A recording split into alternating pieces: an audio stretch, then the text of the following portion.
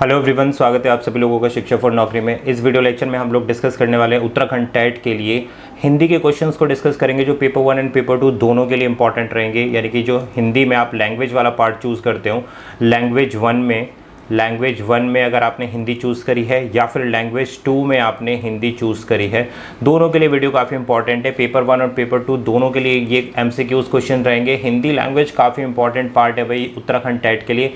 यहाँ से आप अपना स्कोर कर सकते हैं और पेपर को क्लियर करने के लिए आप हिंदी अगर स्ट्रॉन्ग करेंगे तो ईजिली आप UTET को क्लियर कर पाएंगे। तो स्टार्ट करते हैं अपने आज के इस वीडियो को, जिसमें हम हिंदी के व्याकरण के क्वेश्चन को देखने वाले हैं। प्रीवियस भी हमने डिस्कस कर चुके हैं हिंदी के क्वेश्चन को। अगर आपने नहीं देखा, लिंक वीडियो के डिस्क्रिप्शन में मिल जाएगा या फिर आई सेक्शन में मिल जाएगा। स्टार्ट करते हैं अपनी आज की वीडियो। टेलीग्राम पर जरूर कनेक्ट कर लेना भाई। क्वेश्चन नंबर 1 से स्टार्ट कर रहे हैं।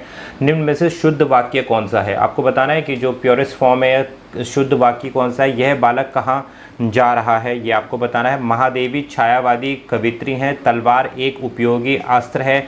मेरा नाम श्री राम शर्मा है। आपको बताना फटाफट से इनमें से कौन सा शुद्ध वाक्य है। तो देखो किस तरीके से आप पहचान कर सकते हैं शुद्ध वाक्य की, और इसी प्रकार के क्वेश्चंस आपको व्याकरण में देखने के लिए मिलेंगे। यहाँ से आप प्रैक्टिस कर सकते हैं। तो देखो यहाँ जो राइट आंसर है वो है ऑप्शन नंबर बी, महादेवी छायावादी कवित्री हैं। ये बिल्कुल राइट आंसर है क्योंकि ये शुद्ध वाक्य है। अब आप कहेंगे ऑप्शन डी देख लेते हैं क्या है। मेरा नाम श्री राम शर्मा है। तो यहाँ पर जो श्री राम लगाया है, श्री लगाया है अपने नाम के सामने, स्वयं के नाम के सामने हम श्री नहीं लगाते, तो इसलिए अशुद्ध वाक्य हो गया है। तलवार एक उपयोगी अस्त्र नहीं होता, शस्त्र होता है। ठीक है, तो इसलिए ये अशुद्ध वाक्य है। यह बालक कहाँ जा रहे हैं, तो ठीक है, यहाँ पर अशुद्ध वाक्य है कि ये बालक, यह बालक की जगह आप क्या करेंगे, ये बालक कहाँ जा रहे हैं। यह नहीं, एक नहीं है, कई सारे हैं, तो उनके लिए क्या यूज़ होगा, ये बालक कहाँ जा रहे हैं। यह बालक नहीं, यह बालक कहाँ जा रहे हैं नहीं, यह बालक कहाँ जा रहा है। अगर ऐसा होता तो ये शुद्ध रूप होता है। ये बालक कहाँ जा रहे हैं, तो ये सारे के सारे अशुद्ध हो गए। राइट आंसर क्या, महादेवी छायावादी कवित्री हैं। Option number B is the right answer. Next question number देखते हैं 2। ऐसन आसन, दो वर्ड दिए हैं। निम्नलिखित शब्दों का सही अर्थ आपको बताना है। ऑप्शन ए, कण बैठने की वस्तु, निकट बैठने की वस्तु, भोजन बैठने की वस्तु, या लोहा बैठने की वस्तु। आपको बताना है कि ऐसन और आसन इनमें से कौन सा अर्थ सही है, इस चीज़ पर हमें आंसर करना है। तो राइट आंसर क्या होगा यहाँ पर, option number C is the right answer. अब सी क्या बोलता है इसको देख लेते हैं। जो ऐसन का मतलब होता है ना, यहाँ देखो आप, ऐसन का मतलब होता है, मीनिंग होता है भोजन। भोजन को हम ऐसन बोलते हैं। और आसन यानी कि जिस पर बैठते हैं। आसन मतलब जो कोई भी कपड़ा या कोई भी ऐसी वस्तु जिस पर हम नीचे ज़मीन पर जिसको बिठाकर उसके ऊपर बैठा जाता है, तो उसको हम आसन बोलते हैं, यानी कि बैठने की वस्तु हो गई। और ऐसन क्या हो गई, हमारे भोजन खाने की वस्तु हो गई। बात क्लियर हो गई। अब देखो कुछ और शब्द होते हैं, उसको अगर देख लें हम तो इसी से मिलते जुलते, जिसको हम बोलते हैं एयस। अब देखो एयस भी आता है। एयस का मीनिंग होता है लोहा। ये कुछ इंपॉर्टेंट वर्ड्स हैं जो आपसे पूछे जा सकते हैं। जैसे एयस हो गया, एयस का मतलब होता है लोहा। अणु आप सभी को पता होता है। अणु का मतलब क्या होता है, कण। छोटे छोटे जो कण होते हैं उसको हम अणु बोलते हैं। ठीक है। आसन यानी कि निकट। अब देखो इसमें भी निकट एक वर्ड दिया हुआ है, यहाँ ये दिया है निकट। अब निकट को हम क्या बोल रहे हैं, आसन। ठीक है, और आसन बोलेंगे तो वो हो जाएगी बैठने की वस्तु। कण का मतलब क्या हो गया यहाँ पर, अणु। कण को हम अणु भी बोलते हैं। लोहे को हम क्या बोल सकते हैं, अयस्क। अयस्क भी बोल सकते हैं, अयस्क। क्लियर हो गई बात यहाँ पर। भोजन को हमने क्या बोला, ऐसन। तो ये सब मिलते जुलते शब्द हैं जिनको हमें ध्यान देना। आसन सभी में कॉमन है, बैठने की वस्तु। कण का मतलब क्या होता है, अणु भी बोल सकते हैं। निकट का मतलब आसन। भोजन का मतलब ऐसन। लोहा को एयस भी बोलते हैं। क्लियर हो गई बात, आई होप क्लियर हो गई होगी। नेक्स्ट क्वेश्चन नंबर आता है हमारे पास 3rd। निम्न में से ऐच्छिक शब्द का पर्यायवाची शब्द जो नहीं है, नॉट लगा है क्वेश्चन में, वो आपको पहचानना है। तो देखो ऐच्छिक शब्द का पर्यायवाची का मतलब क्या होता है, समान अर्थ वाले, समान अर्थ वाले। ठीक है। और विलोम शब्द का क्या मतलब होता है, जो उल्टे अपोजिट वर्ड वाले जो होते हैं। तो ऐच्छिक, ऑप्शन ए बोला स्वैच्छिक, अनैच्छिक, वैकल्पिक या इच्छा अनुसारी। तो देखो ऐच्छिक शब्द का पर्यायवाची जो शब्द नहीं है वो है ऑप्शन नंबर बी, अनैच्छिक। अनैच्छिक का मतलब क्या, ऐच्छिक मतलब इच्छा, अनैच्छिक जिसकी इच्छा ना हो, तो ये इसका विलोम शब्द हो गया। अनैच्छिक क्या है, विलोम शब्द कहलाएगा। अनैच्छिक। स्वैच्छिक, वैकल्पिक, इच्छा अनुसारी, सारे के सारे क्या हैं, पर्यायवाची हैं, यानी समान अर्थ रखने वाले शब्दों को हम पर्यायवाची शब्द बोलते हैं। यानी कि ऐच्छिक के जगह हम स्वैच्छिक भी यूज़ कर सकते हैं, वैकल्पिक भी यूज़ कर सकते हैं, या इच्छा अनुसार भी हम यूज़ कर सकते हैं। नेक्स्ट क्वेश्चन नंबर आता है हमारे पास 4। क्वेश्चन नंबर 4 देख लेते हैं। मुझसे खड़ा भी नहीं हुआ जाता, इस वाक्य का वाच्य क्या होगा। बहुत अच्छा क्वेश्चन है भाई, इस तरीके के क्वेश्चन आपसे पूछे जाएंगे। ऑप्शन देखते हैं, कृतवाच्य, भाववाच्य, कर्मवाच्य या फिर अन्य वाच्य।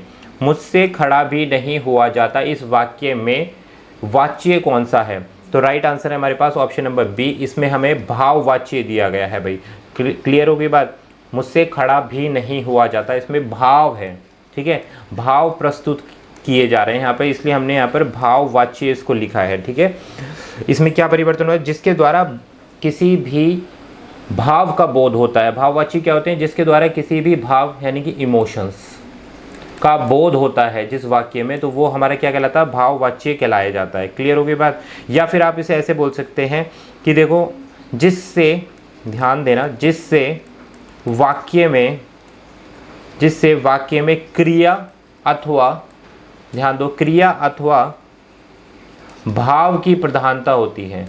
मतलब भाववाच्य क्या कहलाते हैं, जिसमें या जिस वाक्य में क्रिया अथवा भाव की प्रधानता होती है, उसे हम क्या बोलते हैं, भाववाच्य कहते हैं। क्लियर हो गई बात भाई, आई होप क्लियर हो गई होगी। नेक्स्ट क्वेश्चन नंबर आता है 5।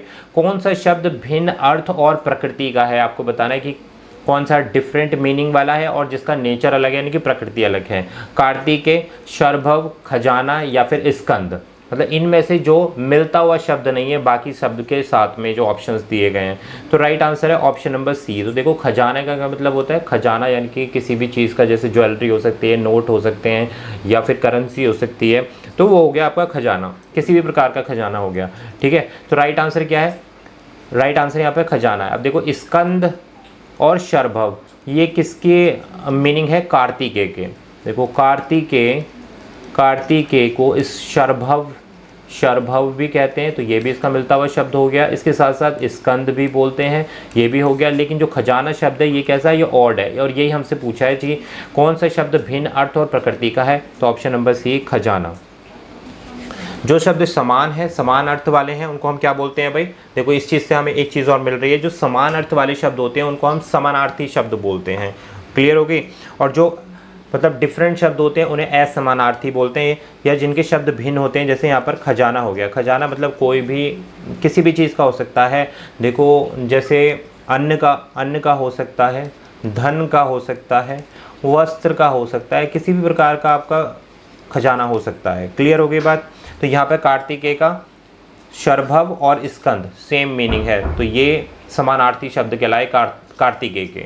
नेक्स्ट बढ़ते हैं क्वेश्चन नंबर 6। निम्नलिखित में से सर्वनाम के कितने भेद हैं। बहुत इंपॉर्टेंट क्वेश्चन है भाई ये। सर्वनाम वाला टॉपिक जो है, संज्ञा हो गया, सर्वनाम हो गया, यहाँ से क्वेश्चन पूछे जाते हैं। देखो, सर्वनाम आपको पता है कि जो संज्ञा की विशेषता या संज्ञा के स्थान पर जो प्रयुक्त किए जाते हैं वो वर्ड क्या कहलाते हैं, सर्वनाम कहलाते हैं। तो ये तो सिंपल हो गया। हमें देखना सर्वनाम को फर्दर कितने पार्ट्स में डिवाइड किया गया। अब उन पार्ट्स की विशेषताओं से ही क्वेश्चन आपके बनेंगे। जैसे यहाँ पूछा गया सर्वनाम के कितने भेद हैं, 4 हैं, 5 हैं, 6 हैं या फिर 3 हैं, ये आपको बताना है। तो राइट आंसर हमारे पास क्या रहेगा यहाँ पर, तो option number C is the right answer. सर्वनाम के कितने भेद हैं भाई, 6 भेद होते हैं सर्वनाम के। अब कौन कौन से भेद होते हैं ये देख लेते हैं भाई। पहला भेद आता है पुरुषवाचक सर्वनाम। दूसरा हो जाता है हमारे पास निश्चयवाचक सर्वनाम। तीसरा हो जाता है अनिश्चयवाचक, ध्यान देना भाई, अनिश्चयवाचक सर्वनाम। चौथा हो जाता है संबंधवाचक सर्वनाम। 5वां नंबर आता है हमारे पास प्रश्नवाचक सर्वनाम। और 6 आता है हमारे पास निजवाचक। तो कितने हो गए हमारे पास, 6 प्रकार के सर्वनाम हो गए। पहला पुरुषवाचक, निश्चयवाचक, अनिश्चयवाचक, संबंधवाचक, प्रश्नवाचक और निजवाचक। तो ये हो गई 6 प्रकार के सर्वनाम। क्लियर बात। Next question number 7।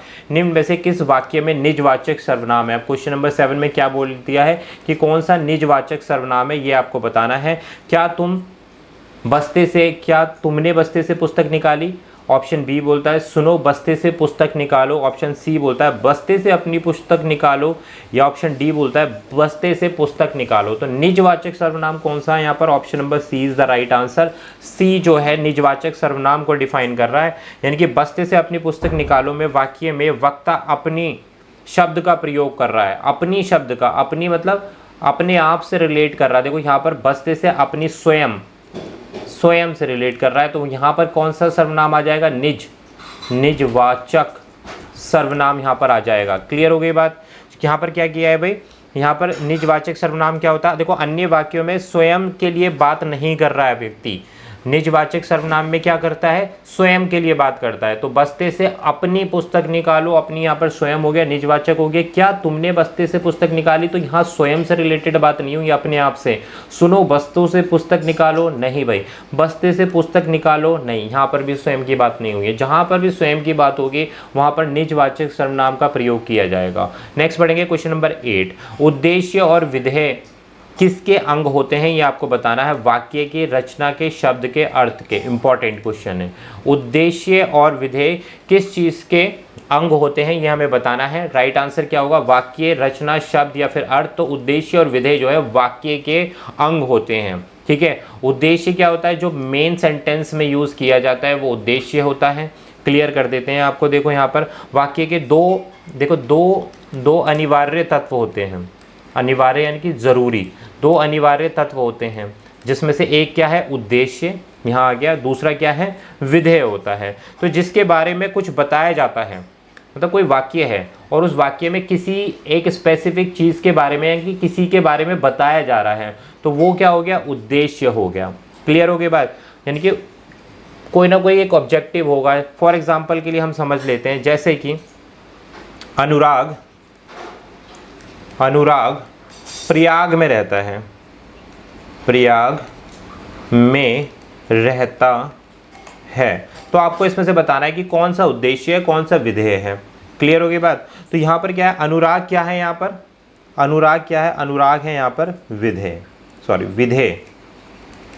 ठीक है, इसमें उद्देश्य, देखो भाई अनुराग प्रयाग में रहता है, इसमें उद्देश्य है अनुराग। ठीक है, उद्देश्य क्या है? यहाँ पर अनुराग है। ठीक है, और विधेय क्या है? यहाँ पर प्रयाग में रहता है, ये क्या हो गया? हमारा विधेय हो गया। ये यहाँ से क्रॉस कर दो। अनुराग क्या हो गया? यहाँ पर उद्देश्य हो गया। उद्देश्य क्यों हो गया? क्योंकि अनुराग के बारे में ही तो बात की, अनुराग की तो विशेषताएं बताई जा रही है। अनुराग कहाँ रहता है? प्रयाग में रहता है, तो प्रयाग में रहना हमारा विधेय हो गया। अनुराग कौन है? हमारा उद्देश्य है। ठीक है, तो जिसके बारे में बात की जाती है वो उद्देश्य होता है। बात क्लियर हो रही है? वाक्य में जिसके बारे में बात की जाएगी या जो मेन सब्जेक्ट होगा वो क्या है? हमारे पास उद्देश्य है, और उस उद्देश्य के बारे में जो विशेषता बताई जाएगी वो क्या है? हमारे पास विधेय है। यानी कि अनुराग कहाँ रहता है? प्रयाग में रहता है, तो अनुराग हो गया हमारा उद्देश्य और बाकी सेंटेंस हो गया हमारा विधेय, और ये दो तत्व हो गए। नेक्स्ट क्वेश्चन नंबर 9 आता है हमारे पास, निम्नलिखित में से कौन सा मिश्र वाक्य है? तो भाई इससे रिलेटेड क्वेश्चन मैंने प्रीवियस वाली वीडियो में भी कराया था, जिसमें मैंने हिंदी के क्वेश्चन को डिस्कस किया था। आपको यहाँ पर बताना है कि निम्नलिखित में से कौन सा मिश्र वाक्य है? वह ज्ञानी है किंतु जिद्दी है, सीता पढ़ रही है, आकाश में बिजली चमकती है। वह व्यक्ति कौन सा है जिसने महात्मा गांधी का नाम न सुना हो? तो देखो मिश्र वाक्य पूछा है ना हमसे, तो option number D is the right answer. अब डी क्या हो गया? देखो डी में मिश्र वाक्य में क्या होता है? एक मुख्य वाक्य होता है, उसको उपवाक्यों के साथ में जोड़ा जाता है। तो वह व्यक्ति कौन सा है जिसने यहाँ पर क्या है? योजक या संयोजक वर्ड शब्द होते हैं, जोड़ने वाले, मतलब जोड़ने वाले शब्द होते हैं दो वाक्यों को। अब पहला वाक्य क्या हो गया? एक हमारा मुख्य वाक्य हो गया। ध्यान देना, मुख्य वाक्य में जब हम उपवाक्य को जोड़ देते हैं योजक शब्दों के साथ में, तो वो क्या कहलाता है? हमारे पास मिश्र वाक्य कहलाता है। तो option number D is the right answer. Clear हो गई बात? आई होप क्लियर हो गई होगी। नेक्स्ट बढ़ते हैं क्वेश्चन नंबर 10, रचना के आधार पर वाक्य के कितने भेद होते हैं? बहुत ही अच्छा क्वेश्चन है भाई, कि आपको बताना वाक्य के कितने भेद हैं। 3 हैं, 4 हैं, 2 हैं या फिर 5 हैं? फटाफट से बता दो क्या आंसर होगा। मैं option number A is the right answer कि रचना के आधार पर 3 भेद होते हैं। कौन कौन से 3 भेद होते हैं इसके बारे में भी जान लेते हैं। तो ये देखो, ये रे भाई रचना के आधार पर 3 भेद यहाँ पे मेंशन कर रहा हूँ, ये काफ़ी इंपॉर्टेंट है भाई। पहला आ जाता है हमारे पास सरल वाक्य, सरल वाक्य आ जाता है पहला, ठीक है, जिसको हम साधारण वाक्य भी कहते हैं, साधारण वाक्य भी हम इसको बोल देते हैं। दूसरा हमारे पास आ जाता है संयुक्त वाक्य, संयुक्त वाक्य, क्लियर हो गई बात। तीसरा आ जाता है हमारे पास में मिश्रित वाक्य या मिश्र वाक्य, जैसे अभी हमने प्रीवियस एग्जाम्पल में देखा था, प्रीवियस क्वेश्चन में मिश्र वाक्य हमने देखा था, जिसमें एक मुख्य वाक्य था, उसको जोड़ने वाले योजक शब्दों के साथ उसको जोड़ा गया था, और उसके बाद क्या था, उपवाक्य था। तो ये हो गए मिश्र वाक्य। ये ऑप्शन तो कितने हो गए रचना के आधार पर वाक्यों के भेद? 3 भेद हो गए, हमें याद रखना है हमेशा। ऑप्शन नंबर ए सरल या फिर साधारण वाक्य, संयुक्त वाक्य या फिर मिश्र वाक्य। क्लियर हो गई बात। 2 या 2 से अधिक शब्दों के सार्थक समूह को हम क्या बोलते हैं भाई? वाक्य कहते हैं। अगर हमसे पूछा जाए कि भाई वाक्य क्या है, 2